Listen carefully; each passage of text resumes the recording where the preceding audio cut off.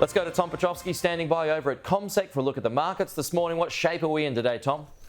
Well, Pete, we're going to see a flat outcome this morning according to the futures. They're barely changed in after-hours trade, bearing in mind that Northern Hemisphere markets overnight were becalmed by the fact that the US markets were offline to observe the President's Day long weekend.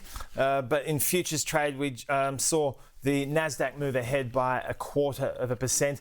The Dow and the S&P 500 in after-hours trade aren't much changed, and European markets likewise. There are only very small moves one way or the other, remaining in the neighbourhood of recent record highs. The Stock 600 index, for example, up by around 0.2%. The thing to keep an eye out for this morning, Pete, is what's going to go on in the resource sector. Before the market opens, we'll be looking forward to BHP reporting its earnings. And yesterday we saw the reopening of the Chinese market following the Lunar Year break, and there were some underwhelming notes in relation to what was struck there on a couple of key measures of their activity levels, which is part of the reason why iron ore prices fell by more than 3% in the last day. So that could be a little bit of a shadow to be cast over the resource sector. The Aussie dollar is trading around 65.4 US cents.